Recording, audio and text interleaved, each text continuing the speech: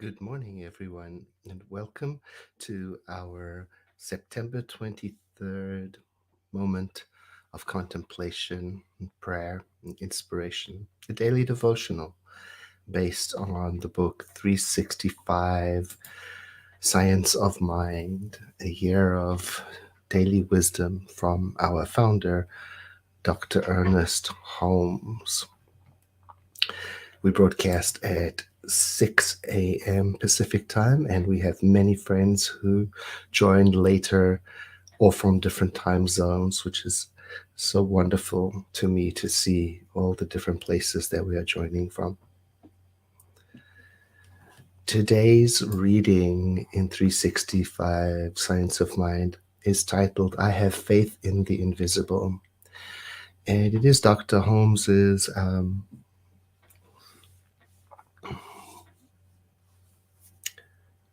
one of his favorite topics was the teaching of Jesus of Nazareth. He grew up in a Christian household, and the teachings of Jesus were steeped in him.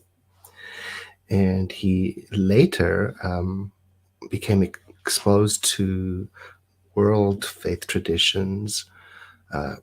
Indeed, he read the Bhagavad Gita, the Hindu classic, and said of it that it was one of the most beautiful scriptures he had ever read. So although today's reading is deeply steeped in a Christian point of view, Dr. Holmes's Christian version, I imagine him alive today with access to the internet and the ability to read the founding documents of other world traditions, and how fascinated he would be, and he would incorporate them. That's my thought. I think it's what he meant when he said we were to remain open at the top. So if you've read something from a different faith tradition or from a different discipline about faith, I'd love to know about that, because it's so enriching to learn about. In today's reading, he says, and this will be the center of our treatment in a moment, I have faith, and I like to say trust or confidence, in the substance, in the reality of every good and legitimate desire that is in me.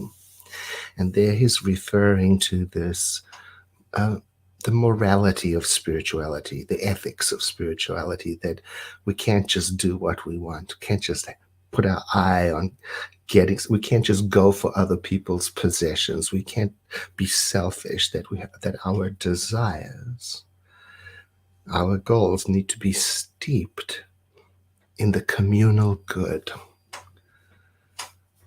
So I have confidence in the legitimacy of every good desire that is in me.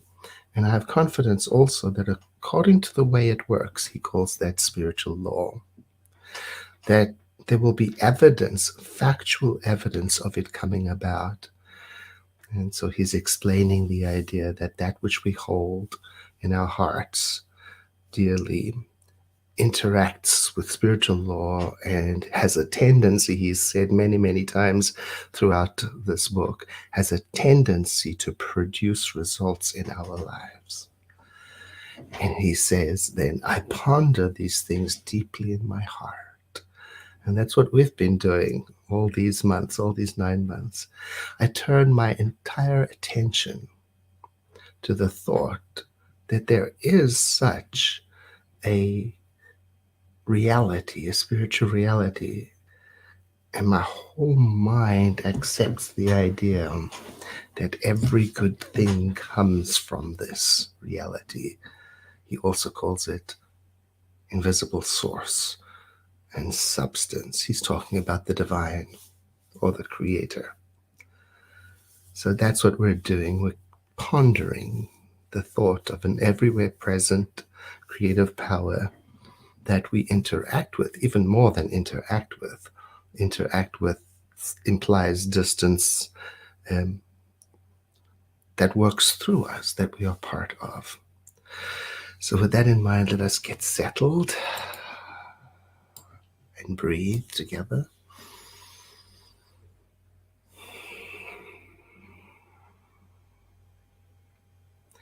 Breathing in and feeling the fullness of this moment. I imagine that I'm breathing inside of the Infinite One. I ponder, there is nothing outside of it. I recognize that everything is contained within it, within its infinite love, within its endless intelligence and creative power.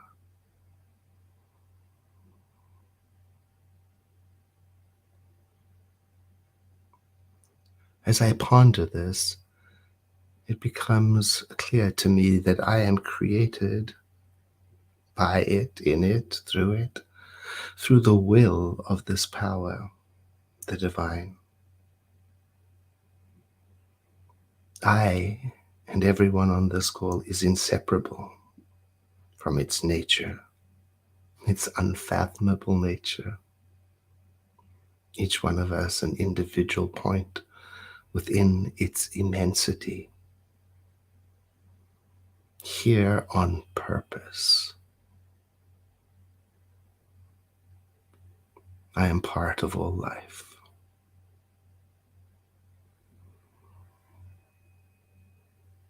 From this understanding, then, I realize that this moment of prayerful contemplation is creative, and my heart softens to let into my mind every good desire, every good thought for and about the world, every good vision for those loved ones in my life.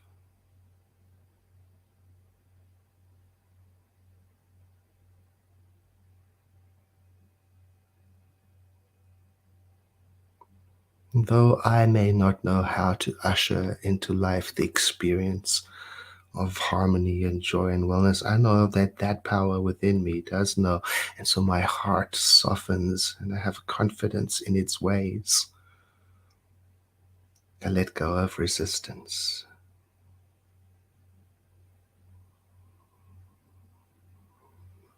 And as I notice opportunities to act upon guidance today, I follow those opportunities. Today I listen deeply. I listen with my heart to the meaning of life. And the evidence begins to reveal itself. Kindness grows in me.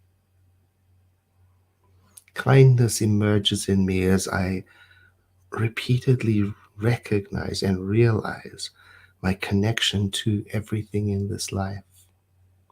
I see through to the heart of everyone and everything, remembering that my practice, my words, this prayer is powerful and creative. I strive to dwell upon that which is good and true while dealing with everything in the world just as it is. I anchor myself to this practice so that gratitude in my heart can continue to deepen. This grateful heart in me comes from the recognition of the truth about life and about me, about us. And I have confidence in this prayer and the way of spiritual law. I understand that it is already forming the answer to this prayer, the demonstration. And so I relax into an attitude of acceptance, and that's why I say, and so it is.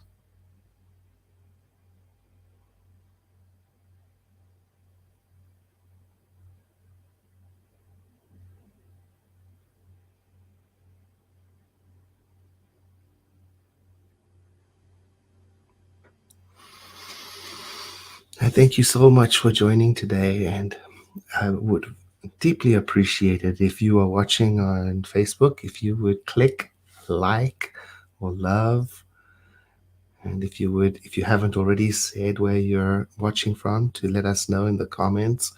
And you can do that also on YouTube. And most importantly, if you could share this broadcast so we can continue to share the wonderful deep practice that we're enjoying with anyone who may be interested in it.